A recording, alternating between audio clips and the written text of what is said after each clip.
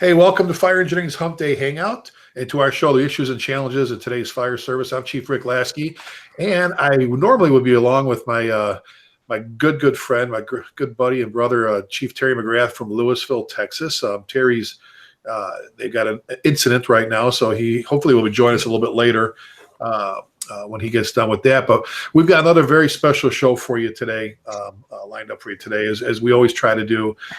As always, don't forget this. We mentioned this, and a lot of folks forget and still send us messages. But if you have any questions today, jump on Twitter and send them our way. Just make sure you add hashtag FE Talk for Fire Engineering Talk, hashtag FE Talk, and we'll do what we can to get to as many as we can as possible. So today, Terry and I, all right, we're hanging out with some great guests, true fire service leaders and mentors.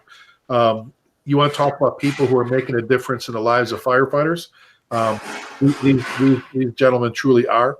We're going to be talking, the topic we decided on, we're going to be talking all things smoke divers, and we tried to line this up I think a month ago, David, and we missed out with a couple folks with being tied up with things. But today our guests are going to be Battalion Chief David Rhodes. We've had David. David's with Atlanta, Georgia. We've had David on our show several times before. Long time editorial advisor, FDIC, logistics, everything with fire engineering and all the magazines. And incredible. We'll talk about that in a little bit. We have District Chief Bryan Lloyd from Tulsa, Oklahoma. Battalion Chief Matt Stewart from Wayne Township, Indiana. And before we get started, guys, I want to throw a shout out to, I know they're really busy, but to everybody attending and our good friends at EMS Today out in National Harbor, Maryland. That's the GEMS Conference and Exposition. And to our good friend, Mike, how about it, David? Mike Doc McEvoy, who was named the editor-in-chief of GEMS Magazine. I want to say welcome, guys. First off, welcome. David, what do you think about Doc McEvoy being named editor? I always knew he would be something one day. I just didn't know what. Can you think of anybody that knows more about EMS than that guy does?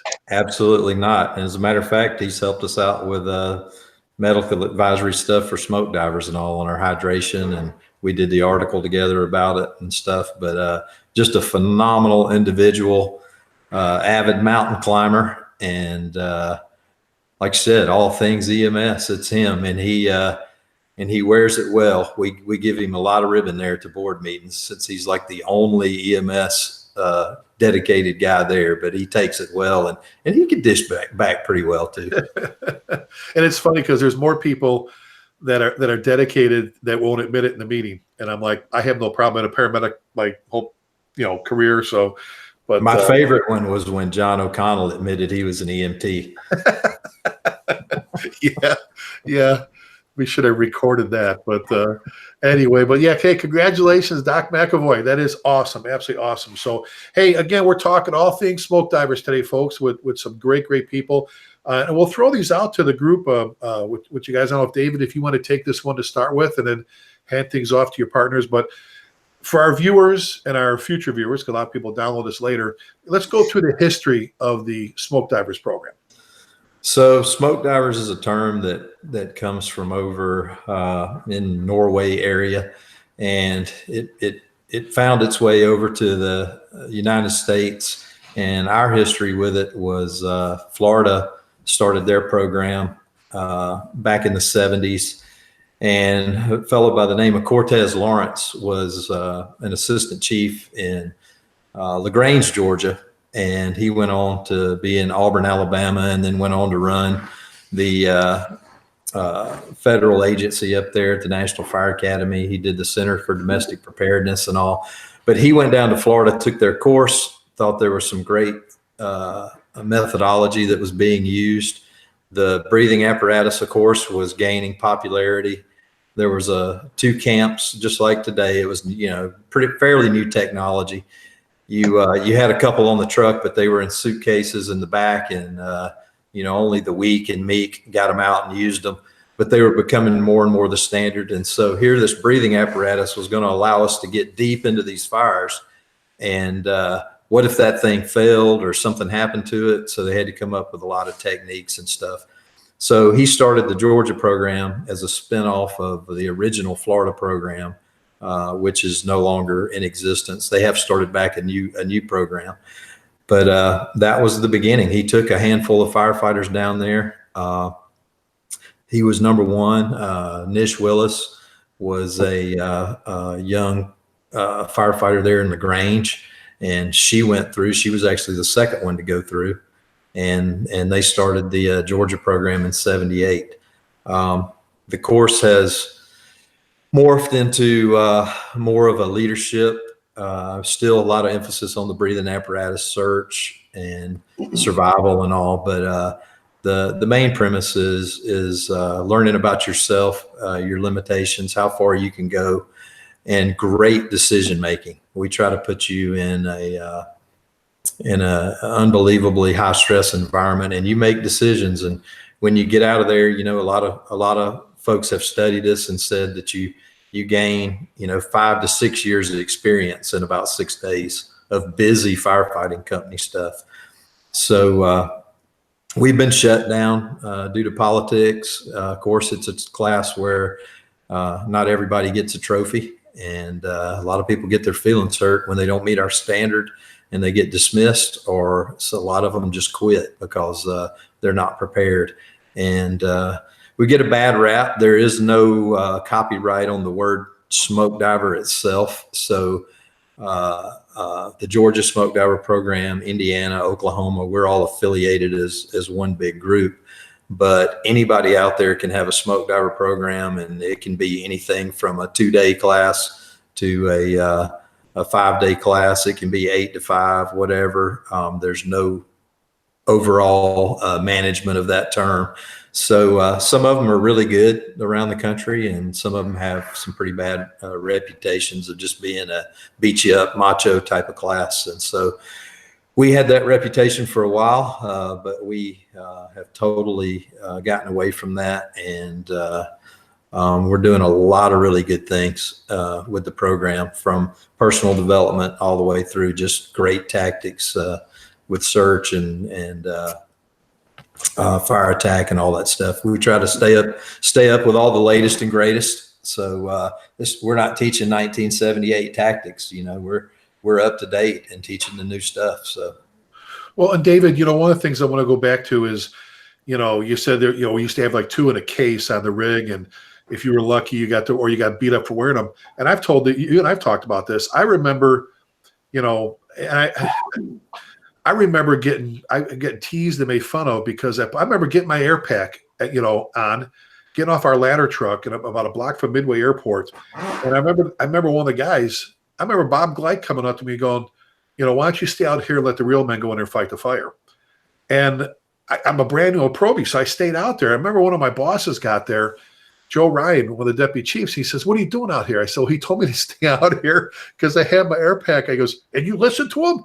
You dumbass." Anyway, I'm just, and I was kind of bullied. And I've told this before, I didn't wear my pack way back when because I grew up with a bunch of K people. I would just say this on the south side of Chicago. They're not that way now.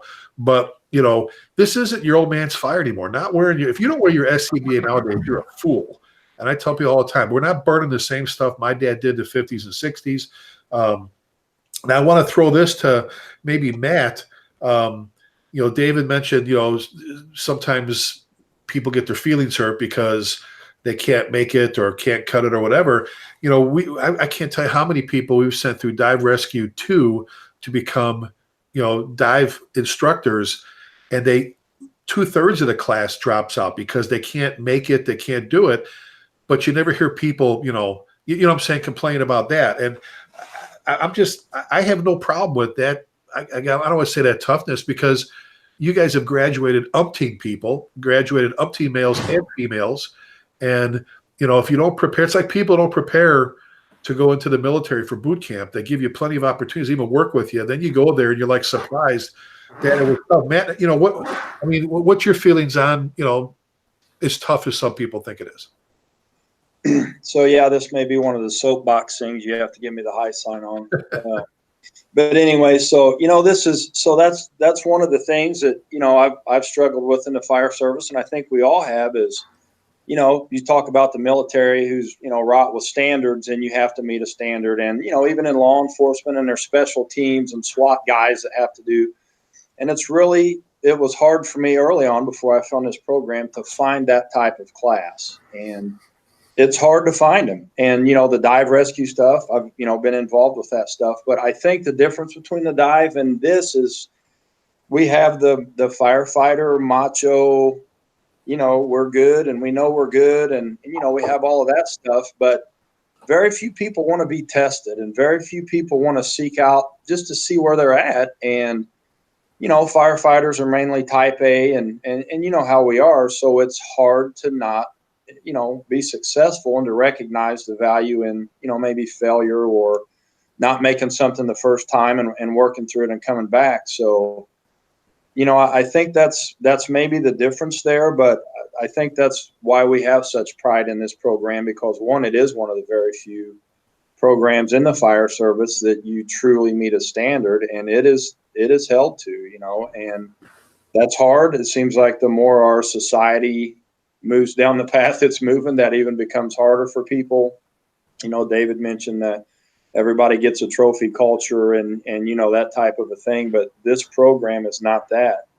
And, you know, we think there's a lot of value in marketing that and telling people this is a place you can come and identify some weaknesses we all have, and we need to know that stuff in our line of work. I mean, it is utterly important to identify, and there's no better place to do it than this program. That's well, for sure. and here's the thing that I think a lot of fire academies don't stress, or a lot of departments that teach their own firefighter 2 program, whatever, is that, you know, there are very few do-overs in the fire service. And Right. David, you and I've been doing this.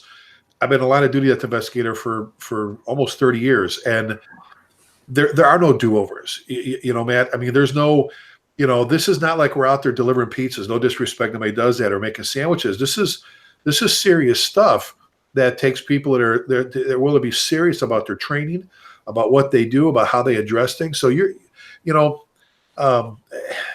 unfortunately, there are a lot that grab the T-shirt and, you know, wear the hat or throw a tattoo on and think that's all it takes, and don't know that it takes a lot of hard ass work to get where you're at. But this is not, you know, like I said, there's no do-overs, right? There's no do-overs. Well, what I like to, you know, whether it's our folks at the fire department that I train, or specifically in smoke diver, is, you know, we don't get the do-overs. We don't get a second chance. We, you know, if it takes us 2 or 3 times to find somebody on a search, or if I have a pack malfunction, you know, I tell them, you know, we could go down to the local fast food restaurant, stop a car on the street, get them out, work with those people for an hour and teach them how to search. But we have to be able to come off of the truck and get the line in position, get a search completed, or get a door open the first time.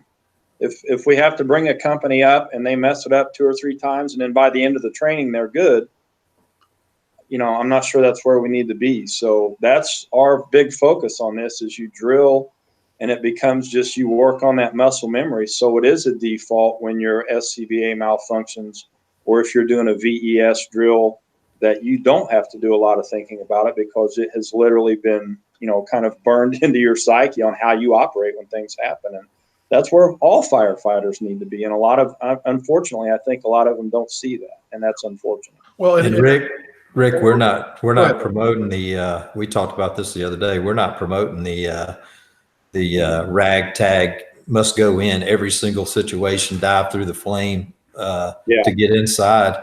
We're trying to make these guys smart operators that through their competency, they are the most aggressive guys that you will ever see on the scene, but they're also the most phenomenal risk managers. Nobody loves them like they love them. They're not on a suicide mission, but they can do some incredible things through competence, through learning how fire behaves, through learning building construction. And we don't get all that in smoke divers, but we try to instill that mentality that training's never over. And from the time you get out of recruit school to the day you retire, case in point, you know, Bryan just is at the training center now in Oklahoma, and Matt's at the National Fire Academy.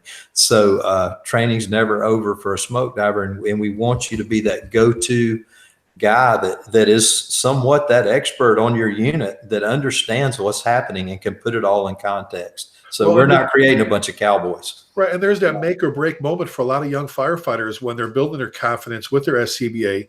You know, I remember watching some instructors that I didn't care for, you know, belittle and beat people up that had problems, brand new firefighters, newer firefighters with their SCBA confidence, where I'm like, and this is what we're talking, the training is where, you know, it gives us a chance to have some do-overs when we're doing training, to be able to go in.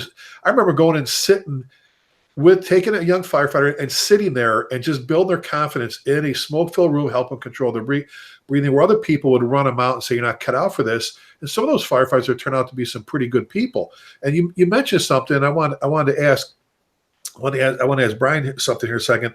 David, you and I talked about this on another show about, you mentioned aggressiveness.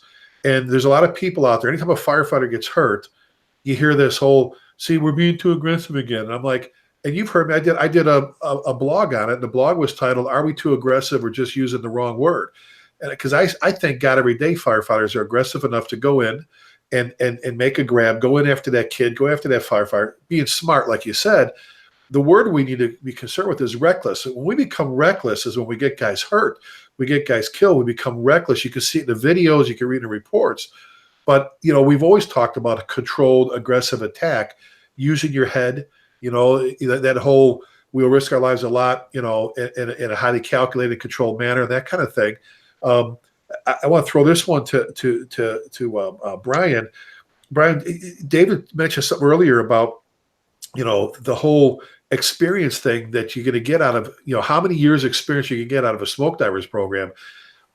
There's so many firefighters out there that they just come up, they say, well, how do you get they may be the slowest fire department in their county, in their area. You know, some of these guys may not be on the line or on their hands and he's searching a whole year. And you know, that's reality. It doesn't mean they're a bad firefighter. It just means, I know guys with 10, 15 stations, they happen to be in the newest subdivision. They go to fires, but they're secondary search, but rarely, depending on their shift, are they in there on the line, you know, the initial attack line, or doing a search. Talk about that experience, Bryan, that they get by going through the program again. I want to hit on that before we move on. So I think you pretty much hit the nail on the head about condensing the amount of experience. So I come from a military background, and it's no different than, you know, when you get sent on a deployment in the military. When you're back in the rear, you're practicing things maybe 1-2 days a week. You get sent on a deployment, you're out doing missions 5 days a week, 6 days a week.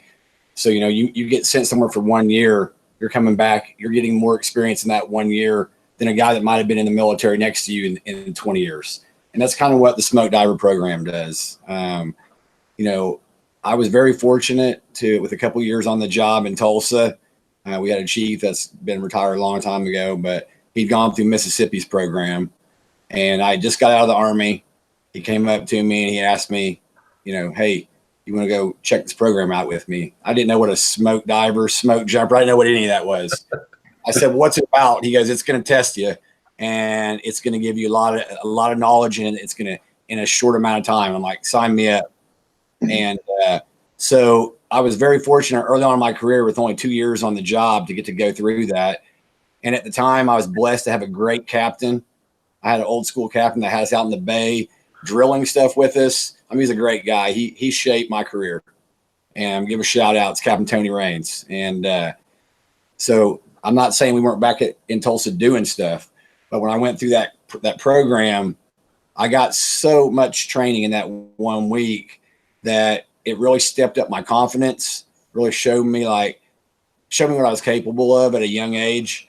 And, you know, so fast forward, you know, almost 20 years, through some friends at Penwell, they kept talking about George's program and David. You know, we met, got the chance to go through the program, but I mean, it's pretty much just like you said. You're gonna go at 6 days. You hit the ground running. From the time you show up till the time you leave, you're in your gear. You're doing drills, and you know the great thing about it, like you mentioned earlier, it's a very high stress, intense environment, but you're not being belittled for making mistakes. You know, the first half of the course is all you know, training, and it's just like when I tell guys what what we train on in the course. Like, well, that's pretty basic stuff, a lot of it. And I said, I like the phrase advanced training is just doing the basics to a high level. It's not rocket science. If it was, I personally would have had no chance in this career. We're doing firefighting stuff. But the great thing about the course is the first couple of days, it's all teaching. It's a lot lower stress environment. And then the second part of the course, you're going in and you're learning those things in a controlled environment, but it's the highest stress environment I've ever been in outside of a fire or rescue situation. And yes, the instructors it's pretty intense. But speaking to that, a big part of it, which I didn't understand the first time I went, when I first got to Georgia, I had a little, not struggle, but I didn't understand why they were so intense initially. Mississippi's program, it's terrific, but you do the skills or you go home. That's it. And it's an awesome program. But what I liked about Georgia's is the stress, the mental stress they're placing on you. I didn't understand it at first, but by about day 4, when you're getting tired, you're physically tired, you're mentally stressed. That's when you're being put in these situations where you have to call on all your skills and resources, to complete the mission. That's why they're doing that. Like you said, a lot of these young firefighters, they may never be in a high stress situation. And one day their captain, their driver, they're in charge. So the stress you're being put in that 1 week course, it's something that is going to help set you up for success later on in your career, no matter what your age. I went through the course as the training chief for Tulsa Fire. By no means, for one, I'm honored to be on here today. I'm just some dude from Tulsa. I'm no one special, but I still kind of thought, hey, I've been around. I know what's going on. I'm going to come down here and kick this thing's butt. It was a wake up call for me.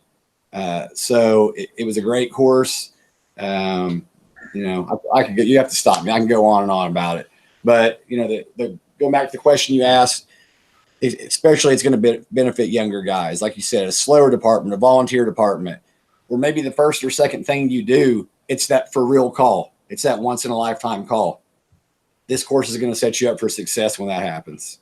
Well, and exactly. And I want to get to Matt with something here in a second, but you mentioned something, my good buddy, John Salka, tells people in class all the time, especially to our company officer academies, if you're a company officer and you're not training your young firefighters on how to wear an SCBA and how to stay oriented in a smoke-filled room, you're not doing your job, because the most important thing you can do, because otherwise nothing else matters once you get in there. And how many young firefighters don't realize you can get jammed up and turned around and lost. I've read the reports, I've done the investigations, in a tiny little bedroom.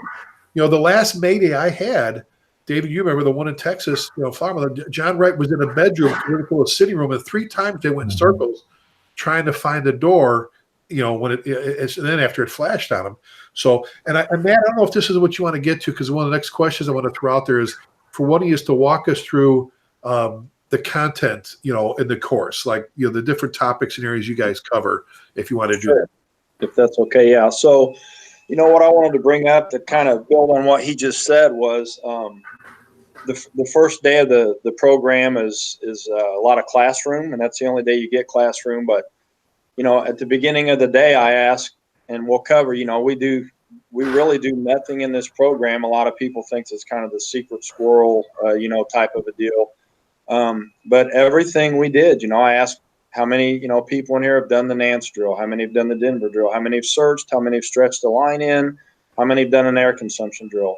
Every student we had that was, had started the program, was sitting in the classroom, had done all that stuff. So we're not, the component of the training is the testing your ability to do that stuff when you're tired and when you're, when you're kind of spent and when you're having trouble focusing on the task because of, either outside, water spraying on you from a sprinkler head, or your pack's failing, or you're just, literally exhausted at points and stuff like that. So that's, there's nothing new here that everybody hasn't done. It's just packaged in such a manner, and the way the guys in Georgia have grown this thing and developed it. It's, if we could talk for hours about it, it's really masterful the way they put everything together, and just, you're doing such basic functions, but they become so difficult, and people don't really understand that. So that's kind of what's good about the program. The drills are what we do. A lot of us have done hundreds of times and on the training grounds. But as far as curriculum, did you want to talk about kind of the layout of the days, or? Well, David, real quick, did you want to mention something, and then we'll go back to Matt, and he can walk us through. Yeah, that's the deal. It's the skills themselves are not like any other class you've taken, whether you've taken a RIT class or a fire attack class or a search class. It's the 6-day stack on with the PT added on it that really the focus is your mental capacity. And we use PT to wear your body out so that you get to a place where that mental resiliency, they say when you think you're about done, you have that fight or flight. We get you to that point. It may be a different time for everybody. It may be day 1 PT for somebody, or it may be Wednesday or Thursday during fire attack. But that's what we're after. The drills themselves, we could about do any kind of drill. It's the adversity that we're putting you in, the problem solving, the constant quizzing, the constant having to depend on a partner, having to work alone. I mean, there's just so many components to it that it exercises that mind. And most people, even with a tough recruit academy, have never tapped in to that reserve that they have. And that's what we want. For us to be successful is that every student leaves going at least 50 to 80% further than they thought they ever could based off of the training that they had before. And that's what saves lives when everything goes to hell. It's that one guy that can hold it together, size up the situation, and keep moving versus, losing it. And we want them to experience that. We have them where they're trapped. We have them where they're lost and stuff. You don't want the first time that happens to be on the fire ground. We have them where they have total BA failure. They have to get out of a building being able to breathe on their cylinder. If there's air in that cylinder, you can get your butt out of the building. And we teach them the skills and steps, and we put them in that situation. And you look at how many firefighters over the past years that died inside structures, not necessarily from burns, but from lack of air. They had a full SCBA or a full bottle, something malfunction. We've talked about before that. It's been my experience that not all of them, but the majority of the not working air packs, the problems, all the stuff that people run into inside a burning building, in my experience, both in training and on the fire ground, has been a lack of confidence, a lack of experience with that BA. It's rarely ever been the air pack. We get the air pack out. There's nothing. And they weren't confident. They were nervous. They were scared. They got jammed up. Something that they could have fixed themselves. They didn't know, because some guys, the only time they put that thing on is when they jump into the jump seat or take it out of a compartment. And what I'm saying, that's the first time. It's like the pass drills. When you how many times, I know a guy that was in a Mayday that tried to, they're integrated. He turned it on with his air pack. When he was on fire, he tried to activate it 3 times, and he reset it 3 times because of muscle memory. Right. So, but Matt, go ahead with walk us through the contents of the program. And to a couple of listeners that have been pinging me on Twitter, we're going to they've been asking how to sign up for one or whatever. We'll get to that at the end of the show, how to sign up for one of these programs. Let Matt walk us through the contents. And you guys, David and Bryan, jump in. You'll get in there. You'll come in on the Sunday morning. You're met by the instructors. It becomes very structured at that point. So yeah, I don't want to get ahead of myself. So you'll come in. You'll get checked in. There's a full safety inspection of the equipment you bring. The SCBA, all of that stuff is inspected by the instructors. We have safety officers. You'll go through a pretty extensive medical check. We get a full medical background on them. As far as they get there, and then our medical director will review those if we see anything, what medications they're on. I mean, the medical program, we could probably do a show on its own, honestly, in itself. So once they get checked in, we make sure they have the equipment. They go into a classroom session where we briefly talk about the SCBA, talk about doing search. We talk about the history of the program just to, give them some buy-in and let them know the history, which obviously we think is important. to let them know where the program came from. We'll go through some of that stuff. We do a pretty extensive nutrition and hydration, which again in the fire service, that's, you know, not necessarily new, but there seems to be a lot more emphasis on that lately. And I can tell you the Georgia program when I went through was the first time that had ever been correlated to firefighting for me. So we hear a lot of people, that's the first time they hear that. And then they literally live it to the max all week. If you don't eat the right stuff and you don't drink water, you're not going to be leaving the program successful on Friday. So that nutrition hydration component is literally driven in all week to the firefighters. So that's Sunday. Then we'll put you through an air consumption drill so you know basically where your air consumption's at on your SCBA and what you personally can do. And then the rest of the week just kind of builds on itself. So after Sunday, as Bryan said, you're pretty much in your gear, you know, 8, 10, maybe 12 hours a day. We build in rehab breaks. They get time for lunch. We do decompress them, but they're working pretty much all day. We do concurrent drills. So say they might be doing one station might be a Denver drill. One might be how to turn a firefighter's pack into a harness. And then the other one may be a knot tying or how to advance a hose line or how to do a search. And then we just run those concurrently. And we have those we do, you know, Monday, Tuesday. We get everybody ready for Wednesday, which is a big day. It's an air consumption drill. You have to do a pretty extensive search or by yourself. So up until this point on Wednesday, you're kind of in a team. You're always being evaluated as an individual, but you kind of work in a team. Monday's the first time, as David said earlier, you have to do some critical decision making. And by Wednesday, you're pretty tired. You've decided that you want to do this by Wednesday because your body is telling you, let's go do something else. So, so that's you're on your own. You have to do a pretty extensive search. We don't throw problems at you. We set the scenarios up. And as we all know in fire training, things happen. A lot of times we don't even have to add difficulties, right? It just comes at us. So they have to work through all of that on their own. And if they don't complete that drill on Wednesday, then that is one of the only David songs there. That is one of the only failure, say, stations that we have. Everything else is you can continue to better yourself. The instructors will work with you to get you to pass it. This one is very specific to your air consumption and you being able to make critical decisions to complete it.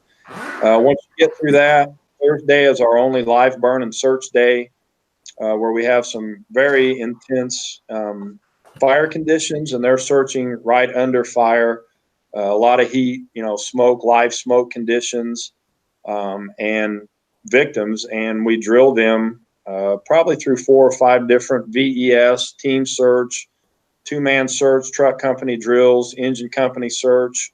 They do a little RIT drill where they have to go find. So there's a lot of heat and smoke and hard work on Thursday as a group and as a team and as a class. And then Friday, they go back into kind of this individual. Again, you're doing another drill. You have a set amount of air based on your air consumption. And then you have to go in and probably do the most difficult search and complete something. And then after that, there's a few things we go to, and then that's the end of the class. Every morning, as David kind of alluded to earlier, there's a PT session where you do just some basic warm-up, stretching and jumping jacks and push-ups and things. And then you do about a 3-mile run every day. We have an obstacle course. It's a 16-station obstacle course. It varies a little bit, 16 to 18, but it's all firefighting-based stuff. So flashover, simulation, hose line advance, moving a mannequin, moving a firefighter, doing a forcible entry prop. So everything throughout the entire week, no matter how insignificant it is, all has a purpose and builds all the way till that Friday in the class. Well, and I know anybody I've ever talked to that's made it through one of those programs, they can't even describe it without this exhilarated. It's just incredible, the feeling that you sense from them after going through that week, that training session. It's fun to watch. It's like, it's like giving a keynote at a fire academy we went for 18 weeks. And you see some people really struggle, make it. They're doing great. You see people come out of that training session and their whole personality, their confidence level has notably changed in a good way. I think, David, David could definitely speak to that, but I can tell you one of the best moments, we had a guy that struggled. He tried several times. He finally got through it. When he came out, he was so emotional. He almost couldn't. I mean, he was just, so excited and happy and really relieved because it had weighed on him for a while to complete this. And Chief John Buckman, which I'm sure we all know, he was there. He was in our fire marshal's office at the time in Indiana. And he's just watching this guy hug his wife. And he said, I wonder if he acted like that when he graduated hazmat tech. And, it just kind of brings together what that program is, because it truly becomes, and I, if David has time to explain it, but it becomes much more, and it's hard to explain if you haven't done it, than a program, because you really get personally invested you're inside yourself. You're trying to figure out what I can do to get by this. You're no longer learning the best way to get a hose line up the steps. You're learning as a person what it takes when you're so tired. Yeah. And that's why it just becomes a personal investment that's hard to describe. And I say, try to describe to a civilian, what it's like to be inside a fire, and it's really hard for us. But all of us could describe it to each other, and we'd know exactly what it was. So kind of equating it to that, but maybe David could talk about that personal tie, because it absolutely becomes an emotional investment. Yeah, the whole week is extremely emotional. Can you hear me? Yeah, we got you. All right. So yeah, I mean, it's an emotional journey. We use a lot of real stories. We use a lot of instructors that are there that have had personal experiences to share the stories and stuff with, and it's a journey. I mean, there's a lot of motivation, but I'll tell them the first day of the class, it's not the instructors versus you here. It's you versus yourself. And you have to make a decision whether or not that's the type of training you want. And, you got to be a good firefighter to even come down and attempt to better yourself. But there's just so many people, and I'm sure it's been true throughout the ages, but there's so many people that we get that come and they're not successful for whatever reason. They weren't in athlete shape and couldn't make it. Maybe they sprained their ankle and they just can't go anymore, or whatever it is. And we're sitting there doing our debrief with them, and they're absolutely just in tears because it's the first time ever in their life, whether it was sports, high school sports, college sports, it's the first time that they have ever failed anything. But the people who fail and come back end up being some of our best folks, because if it's easy to you, if you're 18 years old and you're a physical specimen, you come, sometimes we say they're too dumb to quit.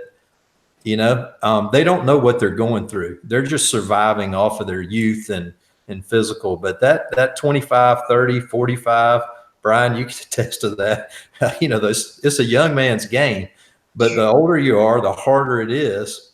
But you just have to push yourself beyond what you think you're capable of. And we do that in a very safe way through all of our processes, procedures, testing and stuff. And along that way, we're trying not only to teach you about yourself, but we're teaching you small unit leadership. We're teaching you how to get along in adversity. Not everybody's going to like each other. Not everybody's going to do it perfect. And you guys know, if you're a company officer, the best crews on the fire scene aren't the ones that are all just, Mac Daddy stud out, can lift 8,000 pounds or whatever. They're the crews that can adapt to any situation. Hose bust, fix it. Truck breaks down, pump directly or flow directly off the hydrant. They don't let little things stop them. And I think Bryan's got some stuff. He's done a lot with us and is getting their program going, so he can touch on some of the leadership aspects. Yeah, go ahead, Bryan. Yeah, I think Chief Rhodes mentioned earlier that, it started and still has a big focus on the SCBA, but you come away with so much as far as the leadership aspect. And I've had incredible support in Oklahoma helping to build this program, but, invariably I talk to a lot of people, chief officers and company officers, that, why should we send our guys and girls to this program? And, I'd say, a lot of reasons, but a big one is just the amount of leadership training and the amount of just what I mean by that. It's, like Matt said earlier, you're going through the week. The majority of the stuff it's team, it's buddy system like we are in the fire ground, but there are also key components where you're by yourself. I feel the reason that, the reason for that is we got to make sure that, you're not just getting by off your buddy's work. So there are some, we're getting rid of those people. Everyone's got to bring something to the table. But as far as the leadership part, back to that, what's so awesome about it is, I'll use myself as an example. I went down as the training chief, but yeah, I was a partner with a guy one day that had like 2 years on, and he's the guy. He's making the plan. He's going through. We're going through the situation, and he's telling me this is what we're going to do, and then I'm making it happen, and then we switch, and then I'm the guy. So it's just like, the first couple of days, these young guys and girls are getting the chance to be in leadership positions, and then the next 3 days, they're being put back into situations of being in charge under extremely stressful conditions. And so when they get back to their the fire stations wherever they're from, they're prepared. The leadership part of it, it's just I can't speak to it enough.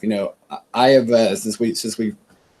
I came down in 2016, and we brought back 4 groups, and a lot of the young guys, and myself included, this program has changed the trajectory of my fire service career. But a lot of the guys that we brought back, they had something within them that made them want to do the program in the first place. But they're the guys on the fire department that people are looking to, And I told the chief, one of the chiefs, he's one of my buddies. He's like, well, I've got four guys in my district that are smoke divers. What does that mean to me? And I said, well, what that means to you is you have 4 guys, for one, that have already proven they're not going to quit, period. They've got leadership potential, and when things go bad, they're going to prove to you on the fire ground they're going to be the guys, they're going to be the go-to guys that people are looking to. And it's really cool. The program is really cool because rank's thrown out the window on day one. Yeah. It doesn't matter if you are a firefighter or you're a chief, everyone's treated the exact same. And everyone gets the chance to step up, be in a leadership position, make command decisions, and in a safe environment. And like David was saying earlier, another thing I'm asked about a lot, our first class is coming up in March. So I'm asked a lot by different chiefs is, what sounds pretty intense, and the safety, and what I want my guys getting hurt. And here's the thing, it's very tricky you want to train right up to the razor's edge of fireground conditions without hurting your firefighters. And this program, that's one of the things that, as I was going through the course, I was super impressed. Like David said, by day 4, and like Matt alluded to, by day 4, I was so exhausted. I remember I had my Halligan backward at one point. My mind is shut down. I was going strictly on instinct. I was just moving forward. But I was never worried because it's such a professionally run program. We've got a medical group. We've got guys patrolling the fire ground, looking for those signs and symptoms. I joked with my chief when I got back that, if someone farts on the fire ground, it is being documented somewhere on a form. So while the training is super intense, it's also, it's very professionally run, and it's super safe, and which is the reason that Oklahoma wanted to model our program after Georgia's program. Well, and you guys mentioned, I mentioned the whole confidence thing that you see, that this metamorphosis that occurs with these firefighters and officers, and that point of, what do I gain as a chief or an officer sending my guys? First of all, we could be as dramatic as we want. It's true. You're going to keep your people alive. And that may be the one time that this firefighter gets jammed up here, that the person he or she's with is, like David said, is one of the, we're talking about these problem solution fixers, these people that fix stuff on the run, that now you've got someone that can get a fellow firefighter out of a jam. I want to go back to something that Matt said about the different skills and things. David, you remember when Larry McCormick from Chicago received the Chief Ray Downey Courage and Valor Award at FDIC. Larry has taught in the Firefighter Safety Survival Program with me and our guys forever. He came in as an assistant, then he was an instructor with us at FDIC, all of them. He went to FDNY, did great, made a grab there. He's like, Larry's just incredible. Wife needed to get back to Chicago, so they came back. He went to work for Chicago. And I remember when we saw him, David, at FDIC, and we bumped through the hallway. And if you know Larry, he's a very modest guy. Just what a great guy. What a great firefighter on Squad 5 in Chicago. And we're like, how you doing? How's things? Congratulations. And he said, well, I just happened to be at the right place, the right time. I remember my buddy John Salka saying, well, yeah, you were at the right place, the right time, but you took action. There's a lot of people that are at the right place, the right time, and they don't do anything. There's videos of it. He goes, well, you did the right thing. And I asked a question, Matt. I said, so when you went to visit the hospital, what did you say? What did you guys talk about? He goes, well, I walked in. I said, how you doing? He said, fine.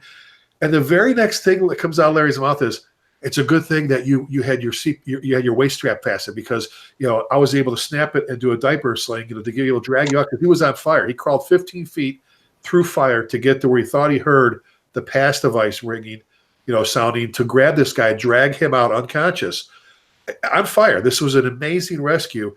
And the first thing he thought, and we're talking, God, how simple is that? And we've told people, look, if you get jammed up, more than just activate your pass. If you think you can, do your strap. You make a sling. Don't ever take your face piece off, because if I get you with the air pack, with the RIT pack, now I could just snap in instead of having to put a. I mean, one little thing, Matt, was it's a good thing you had, because all the macho guys over the years that don't wear their waist straps, their air packs. He goes, that's the first thing he said, and that's so damn simple, yet so important, right? Well, a lot of that stuff is, as we've talked about, the departments that may not go to a fire, do a search for a year, or, it swings the other way to departments that are doing a search a shift. If we could bottle something that would kill complacency, we would all be good to go, right? We would be billionaires, and that's what gets us. And I think if you're that busy, guys get complacent because they think they're busy and they're good. And when you're not that busy, you think you're never going to get that run, right? So you're complacent. And those little waist straps, cameras on your thermal imagers not charged, leaving it on the truck, my flashlight's in my locker, and all that stuff is complacency. And we all know that's a constant battle in daily life, right? But in the fire service, that's what gets us. I've heard David preach that, just that complacency. And that's discipline that we have to overcome that. And, the smoke diver program is a discipline class, but just firefighters, if they never come to smoke diver, that would be one message, is those little things matter. I've also heard David say, you got to be ready to play the Super Bowl. You may never play it. And, NFL teams play it once a year, 2 of them, but we got to be ready to come off and play it whenever the time has come, whether you're a smoke diver or not, whether you've been through the program or not. And just that constant complacency battle and thinking I won't need that waist strap.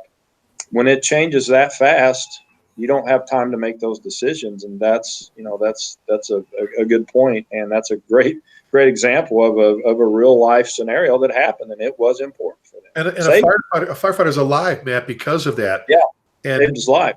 Right? This is, and I've said for a long time, if you look up the word complacency in the dictionary, it usually says see laziness, because that's basically what it is.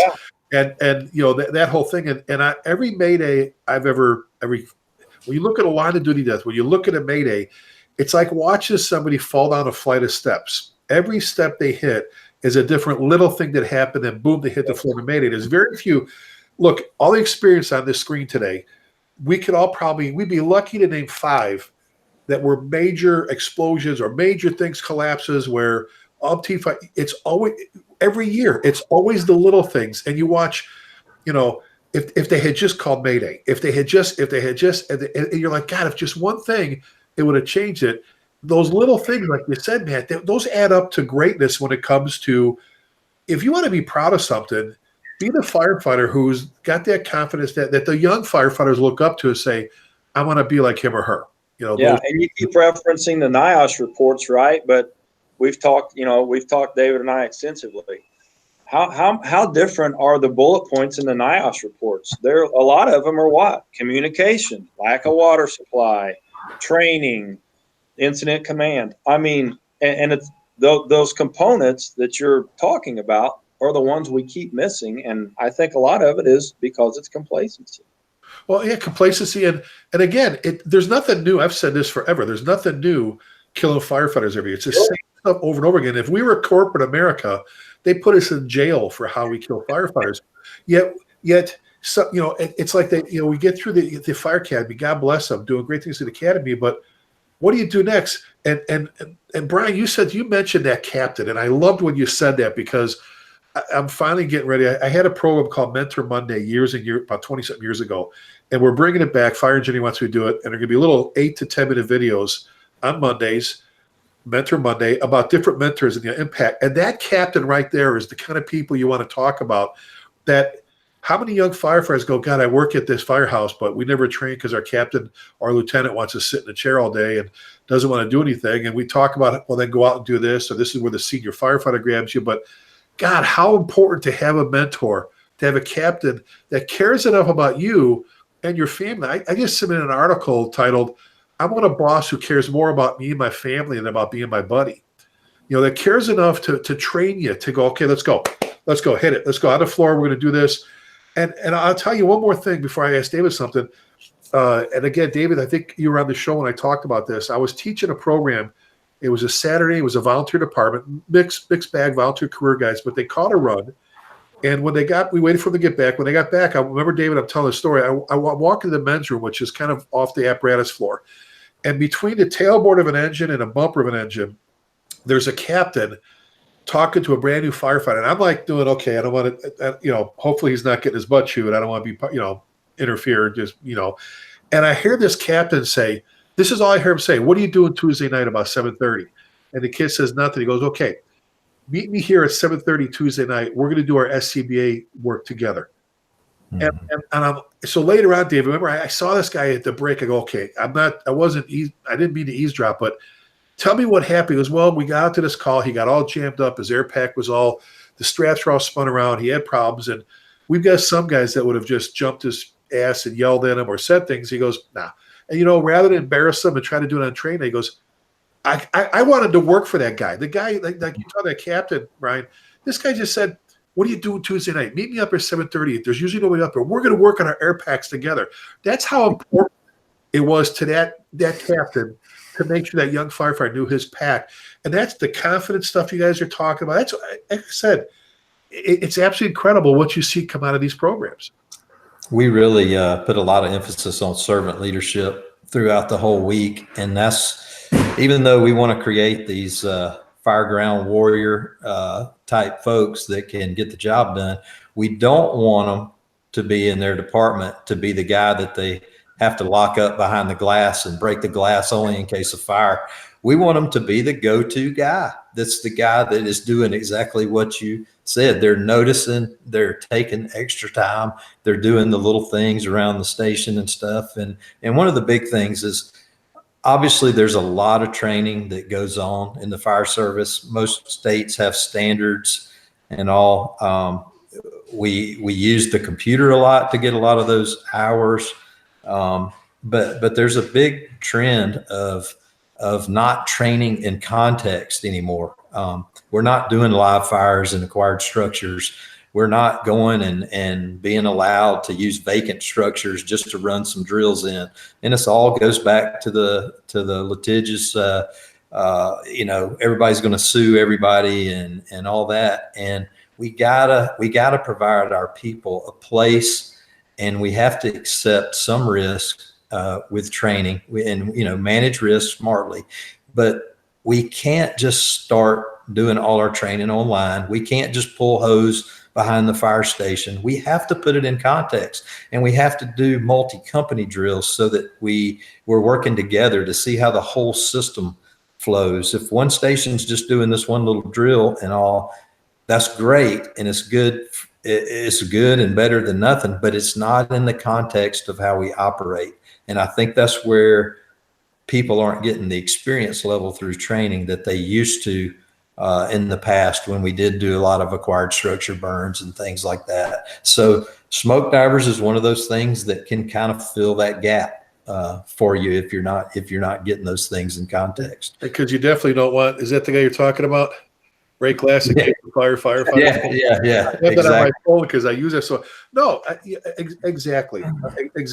And just like I said, and I'll say this because we also, our team does the funerals, the line of day that do that funerals. If you think the risk of putting somebody through that program or making them work their tails off to be successful, sweat equity and all that stuff isn't worth it. Well, then come plan a funeral with us. I've said that before.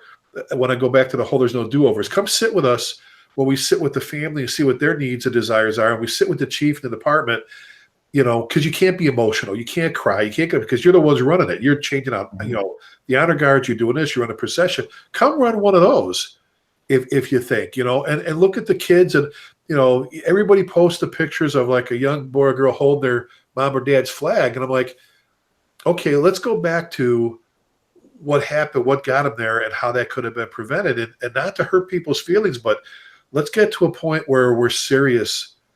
We're serious about reducing those numbers. I want to ask, and we're going to probably run a few minutes later, but I want to ask you guys a question without missing it. And David, I think you even brought up one or two, and I'll throw this to all three, is just like we've had people come back and say, we saved someone because that Denver rescue that you created years ago, we saved someone using that. I was just going through a video from Austin. They use that same technique, or we use this or whatever. There's got to be some comebacks, David. I know you were talking about them. Guys, there's stories that people have emailed you, called you, come back and said, what you taught me on day 3 or on day 5, I had to use that. I haven't been through smoke divers in 5 years. I went through it 5 years ago. What you taught me on that day either saved me or allowed me to save a partner. Can you relate a couple of those if they come to mind? Yeah, sure. We do this drill called the pool drill where we basically put you in all your structural firefighting gear and we simulate you falling into a swimming pool. It could be an indoor pool, could be, you're walking around in smoke and happen to tumble in. And we teach you a quick way to get out if you're in a pool. But also, we have a lot of departments that have marinas and they have a lot of boats and things. And they do make interior attacks on some of these houseboats and things like that. And they could fall into the lake. And so we got a different technique to get out of a situation like that. So we know that 3 different people that have been through the training have actually had that happen to them and have been able to escape because of what we taught them. That gear will sink you to the bottom if you don't know how to get out of it. And then those people go on to do things. And this is the beauty of the program. We're all nonprofits. None of us make any money doing this. We don't have our own websites and we're not promoting ourselves and out, doing smoke divers for hire stuff. None of us, including the 80 instructors it takes to pull off one class, nobody gets paid a dime. It's all nonprofit. It's our philanthropy. It's our way to give back. We believe in the program. But that adds a whole nother element to the instructor level. You're there because you want to be there. It's not a job. It's not any of that. And so, yes, those stories now with social media, we get more and more and more of those stories. Just last class, November, I think a young guy from Gwinnett County had just been out maybe 2 weeks and did a VES and got a person out and saved them and talked to him on the phone. And it's just like we said, he had never had that training in context. He knew the terminology, he knew what it was, but he said without actually going through the course, he would have never attempted the VES because he would have never had the confidence, and he never really understood exactly how it would work. He knew what it was, and maybe he did it in the burn building a time or two, but he had never put it all in context when the fire was on his butt and he was about to melt inside his gear and he had to get that victim out. He had to shut the door and isolate the flow path and all that stuff. He actually had to do that multiple times in the class. So to him, this was easier than the class, because the conditions weren't near what they were extreme in the class. So we hear about it and we hear about those people going back and training people, and then those people saving themselves or making a rescue or so. So it's not just the folks that you send to smoke divers, it's the impact that the smoke divers have on their crews and departments when they get back. Well, you mentioned falling in the water. Hang on one sec, Brian. I know two instances up in the Chicagoland area, and I know in Fort Wayne, I know that area. We have something, right, Matt, called leaves, and they fall off trees in the fall, and some people aren't the best at raking them. And Matt, I'm thinking twice. I remember early in my career, but 2 times where guys around the back of the building were, they're focused on the fire of the building. They're walking built-in swimming pools at wintertime when they're covered over. You have all these 2 times, not only in the water, but in there with the tarp collapsing around them. It's bad enough to fall in just the water leaves, but now you're talking the solar cover or the cover they have, the pool cover, and a built-in swimming pool. I mean, there's been a lot of do that's in the history of the fire service. Guys have died and drowned in pools like that. So I mean, just that's a great point, David. You bringing that up, Brian? Go ahead, real quick, buddy. You had something? Yeah, when you talked about, it's hard to quantify, how does the training relate to stays on the fire ground a lot of times. But you mentioned we're all 501, C nonprofit, Oklahoma. We're still meeting with donors. That's the question they always ask me. And I was meeting with a donor here a few weeks ago, and they asked me, well, if we donate to this program, how can we be sure this can help the fire service? And I anticipate these questions. So I had the story that David just spoke of that firefighter. I spun that around, showed him the news story that was associated with it. It was pretty neat. But what the other thing that, like I said, it's hard to quantify, but all these guys and girls that are coming back, not everyone's going to make it through this program, and that's great. But the guys and girls that do make it through, when they come back to their fire department, it's the military uses the term force multiplier. That's what they're doing. One guy or girl that's been through this program come back, work in his battalion, his district, and is going to be able to spread all that knowledge out, and it's going to be a huge benefit to his department. So maybe something that person that went through smoke diver taught a buddy at Engine 3 down the street, taught them something. They use that in a fire to get them out, save someone. And so it's very hard to pinpoint it, but there's no doubt this program is having lasting impact on the fire service. That ripple, like I said, that ripple effect is incredible. How many, whatever you want to call it, tentacle, how far out it reaches just because one person made it through there. Hey, and even if they don't finish, most of our what we would call haters have never been. They don't know anything about us. But a lot of people don't finish, and they may not ever come back, but we talk to them. We get them to answer a lot of questions. And by far, 99%, even if they leave on day 2, say, this is the best training we have ever had. I learned a lot in the 2 days I was here. So even if you don't finish, you still walk away with a lot of skills and a lot of knowledge. It's just you didn't quite overcome those personal demons that you may have, and you got to go work on some things and come back, which is mostly you didn't have your mental side trained right. You might have been, it's see if this makes sense. It's somewhat of an athletic event, but just because you're an athlete doesn't mean you're going to make it. Yeah. Because you got to have the mental part to push yourself way beyond what you ever thought you could do. Well, and we started off the show. One of the things I mentioned was that we were honored to have the 3 of you here. Terry just texted me that they're just finishing up the SWAT deal, so he's not going to be able to make it. But obviously, I mentioned that we were honored because we had 3 great fire service leaders, mentors. In my eyes, 3 great chief officers, but most importantly, 3 great firefighters. Because you know me, David, I love the phrase "once a firefighter, always a firefighter." At heart, that's what I think. That's what makes great instructors. Every Marine's a rifleman. Every chief officer should be a firefighter. That's what we are. We always try to end, and before we get into how they can get more information and how they can contact you guys, we try to do this, and we do it with different officers on the program, whatever. I'd like to hit one of you at a time and ask you, and we'll start with Matt.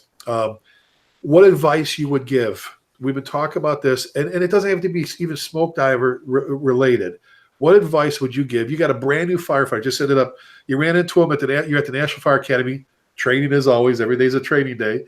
What advice would you give to that brand new firefighter? You got him or her sitting right in front of you, Matt.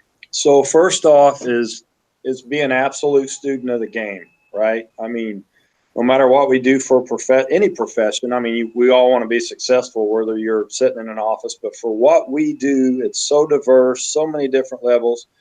You just have to commit to it, and you have to be a student of the game, and work on yourself. We're talking about leadership, and we're talking about that for a new firefighter. I like to tell them when they're in classes, you are your own best project. So, whether you're going to come to Smoke Diver or not, whether people are watch this show and they're going to come or not, be a student of the game. Learn the Halligan bar, learn the hose, learn the truck you're on, learn your gear, learn tactics, learn fire behavior, learn building construction, and equally learn yourself. Where's your limit? Where's your edge? How do you react when you're frustrated with your partner? And that carries over from the fire station to the fire ground, and probably I can say even to your home life. So just be an absolute student. I mean, the entire time. And, I'm at the point in a career where we all get there where your job starts changing. You start getting into the chief officer role or whatever. So you can really never stop being a student, but especially in those early developmental years, identify what you need, your foundation needs to be, and work on yourself and absolutely absorb, be a sponge, attend every training, listen to podcasts. A lot of the stuff, the fire engineering from, back in the days, that stuff is great stuff to read. It just doesn't have to be what the newest thing is, the newest publication. So, learn history, be a student, and always be honest with yourself, evaluate yourself, and work on yourself. And you lock that stuff down, if you can lead yourself, if you know yourself really well, then you can start giving to other people, which is really what we all want to do. But you have to have that first, and that would be my advice. Well, a great message, great point coming from a chief who spent his time at the National Fire Academy right now training. What a great message to deliver. Bryan, closing thoughts for that young firefighter? Well, Matt covered a lot of it. Mine's pretty short and sweet. As the training chief, one of the things I loved about it was getting, brand new firefighters and getting opportunity to mold them, and what you just asked was one of the things that I'd always leave them with. I would tell them, one of the great things about the fire service is just the sheer number of lives you have the opportunity to touch. It's just amazing. Yeah, you have the opportunity to be either a positive influence and then, or a negative influence. So I tell them it's a huge responsibility, but I tell them, like Matt said, be a student of the game. It's been around forever. I saw it on the Fit to Fight Fire website the other day though. And it was the picture that says the citizens don't decide who shows up to their house. They don't get to call in and say, I want the A team. They get whoever's the closest. That's a huge responsibility. That's what kept me going all through my career was I want to be, we all want to be the person that, we've all said this, that when we're at the fire station and something happens to our wife or kid, who we want showing up to our house, that's what we should all strive to be. And then like Matt said, never lie to yourself.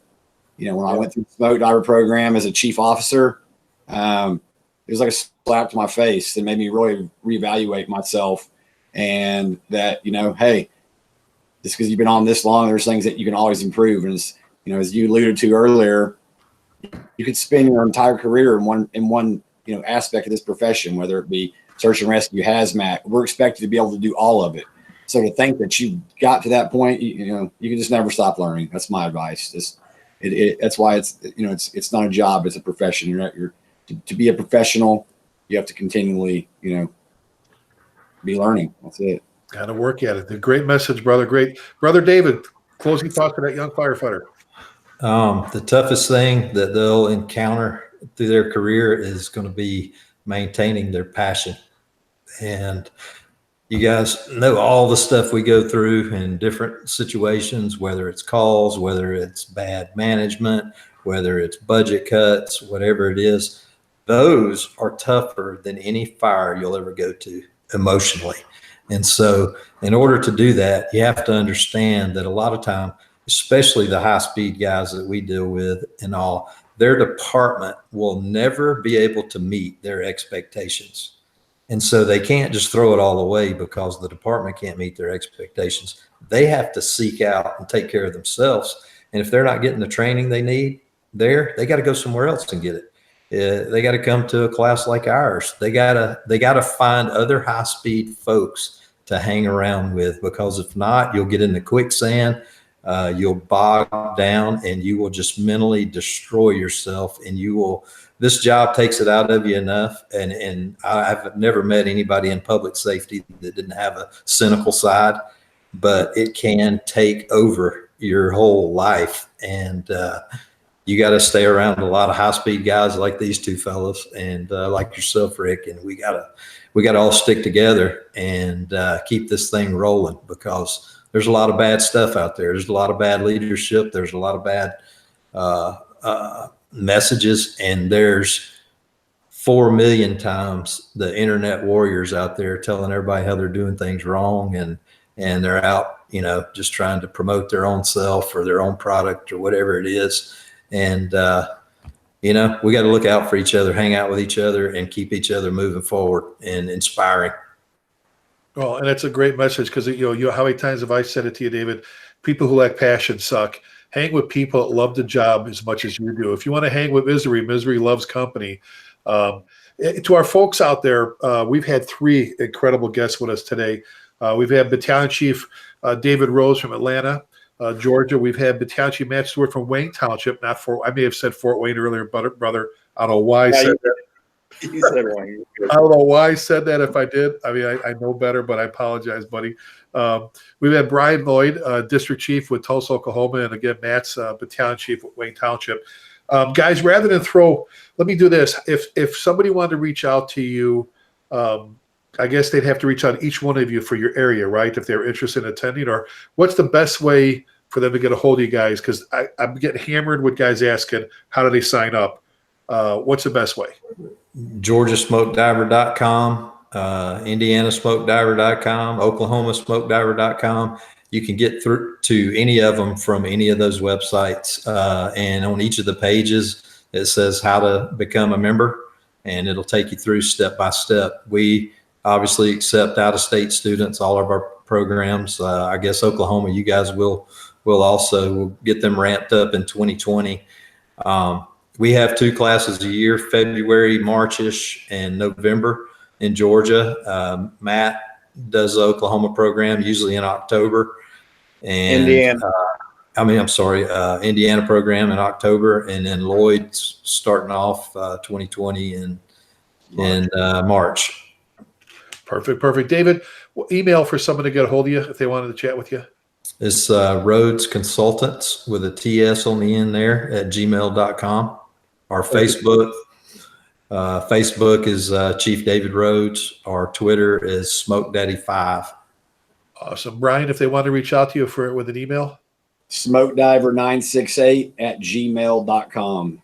We also just opened up this last week a Facebook page, and our website is under construction. It'll be finished with 10 to 12 days. It'll be fully operational. Perfect. Matt, how about you, buddy?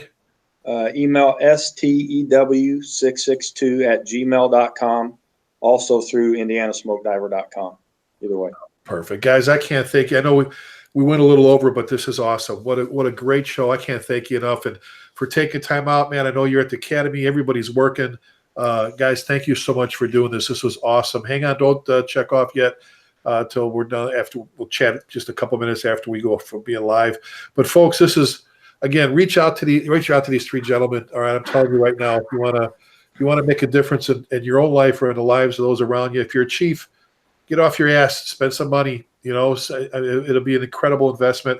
Like Bryan was saying, you'll see the ripple effects through your whole department, whole shift or whatever. It's incredible to see the difference that these programs are making. Hey, we're all on Facebook and Twitter, the web, so you can get a hold of us anywhere there.